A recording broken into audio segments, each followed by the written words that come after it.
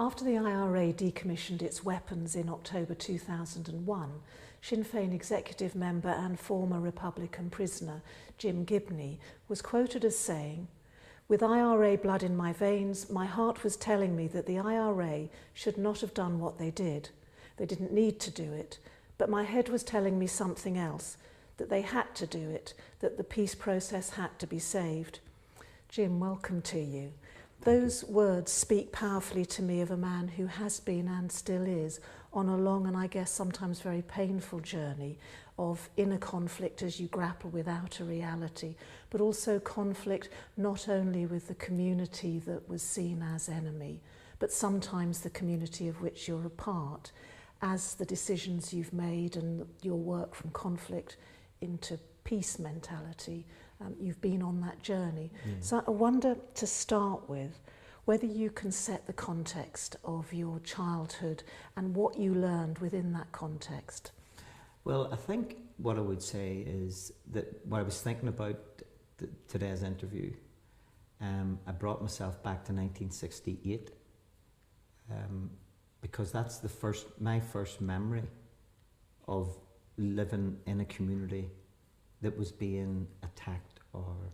under siege. And strangely enough, it's a few streets away from where we're sitting now that I first appeared on the streets as a 14-year-old, defending my family, my mother and father and sisters and brothers. The street, Bryson Street, was just a few streets away from here. At that stage in 1968, was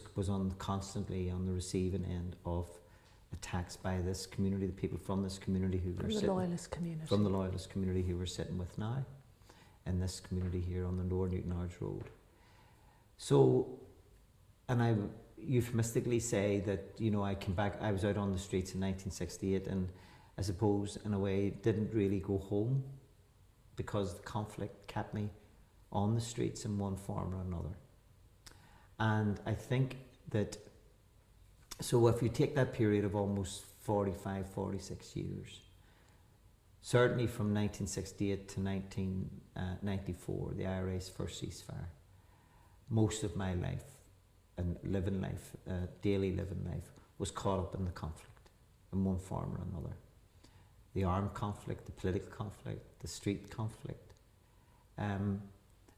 since the IRA ceasefire of 94, then I've been involved in peacemaking and trying to find a peaceful way of dealing with the issues that give rise to the conflict in 68,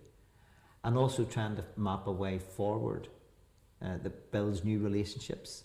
between the people within this city, the nationalist and unionist people of this city, and also, I suppose, trying to find ways of reconciling ourselves with each other, and then reconciling the unionist and Protestant people